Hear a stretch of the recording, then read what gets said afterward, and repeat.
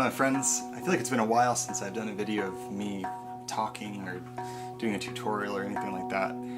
So I wanted to do a question and answer, because about a month ago I asked what things people want to know about me or about my instruments or things that I do, anything like that. So I have 7 or 8 questions from people and I wanted to answer them for you.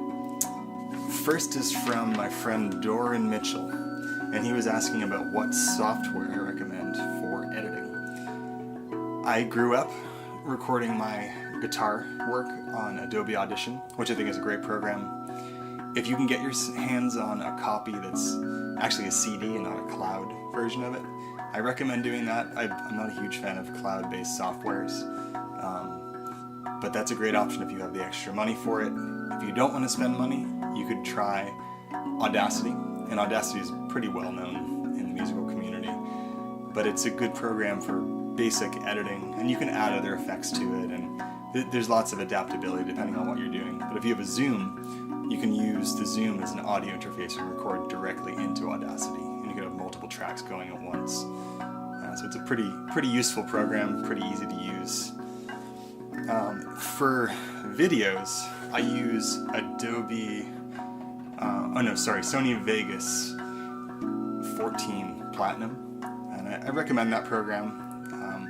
I think it has a fair amount of things available to you. I think for anyone who's just getting started, you don't need 10 million options. I haven't even discovered a quarter of it, so that's a reasonable program. And you can get the older versions for $20 or $30. The newer one I think is $70. So in terms of recording equipment, I definitely recommend Zoom 5, Zoom 6, or Zoom H4n, because that's actually what I'm using to record this. And it picks up the ravs really well, and it picks up hand pans really well, and it's able to be connected to your camera, so you can sync the audio like that rather than going back post-edit and syncing them. And that just takes so much time to align tracks, so that saves you a lot of time and effort if you're going to be doing a lot of videos, especially with high-quality audio. Connor asked how you would subsist farming and kind of survive in the woods using subsistence farming. The farm that I live on is an old dairy farm. There's no cows here now, but I do a lot of foraging here. Any land that's been disturbed is going to have a lot of wild edibles on it, so I'm very lucky to have a whole variety of things that grow here. And we have chickens as well, but I don't eat eggs. So I think it's possible to subsist through your own efforts, either through foraging or through animal husbandry and growing.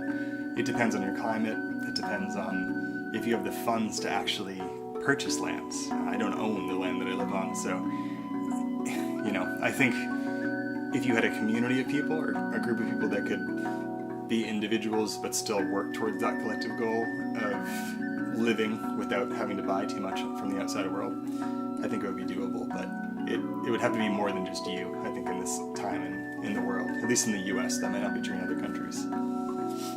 My buddy Mason asked what metals I like for hand pans. And for me, the best hand pan metal for my style of playing, even though it's counterintuitive, really is the stainless steel. It has a very long sustain. There's something a little warmer about it. Some of them are metallic sounding, but in general, like an Omana or a Harper's hand pan, and Syrah's now makes stainless steel pans too. They tend to have this bloom to them that is just amazing. So stainless would probably be number 1 on my list.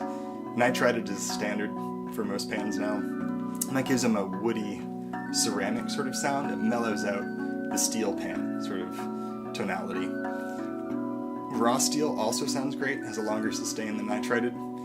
However, raw steel sounds a little bit closer to a steel drum, so a lot of makers are powder coating them now, like Nirvana hand pans, and other people use different hydrophobic coatings like Rav does, and that kind of changes the metallic sound a little bit.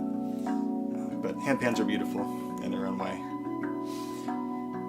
Ragnar, hopefully I'm saying this correctly, was asking what type of reaction I get from people when they hear or play the Rav for the first time. I spend almost every weekend, or one of the days of the weekend, busking in Northampton. So a lot of people are exposed to this in a day. And people are always blown away. And they hear it from usually across the street or down the road. And they make an effort to come over and talk to me about it and ask to play it. People, I think, generally receive this well because it's a novelty. Just like a handpan is kind of a novelty item for most people because they haven't seen it before. And also, there's something that draws you into the sounds. So I think, as opposed to a guitar or a violin, instruments we're used to hearing, something with this tone really draws people's attention, and I think rightfully so. Let's see. Somebody else asked me who taught me to play. I play 75 or so instruments. Some of them I make, some of them I don't. And nobody really taught me any of them. I didn't take lessons growing up for guitar. So I am in complete opposition to the idea that you can't become proficient in playing an instrument without following somebody else's lead. I try to say this in all of my tutorial videos. I'm not telling you how to do something because it's the correct way to do it.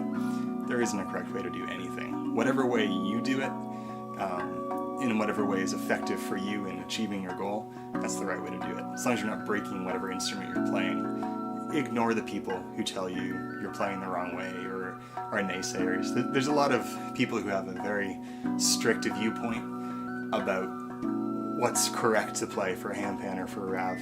Ignore it. It's just drama. Play however you want. You're in charge of your own body and you're in charge of your own music. So don't let other people push you around. What else? Someone asked me if you can play a kalimba with a rav. Absolutely. I have a couple songs coming up using a kalimba and a rav together. Kalimbas can be tuned to whatever scale. There's a limit depending on how long the tongues are. But I think kalimbas sound great with it, and they kind of match the tone in a way. If anybody else has any other questions, feel free to ask below. I'd love to do these more. This is kind of nice to talk to you guys rather than just playing all the time. I also want to give you a sneak peek. And this is only for people who are going to watch the entire video. I'm not going to put it in the title yet. But I received the Rav Pan today, and I want to share what that sounds like with you. So, let's take a look.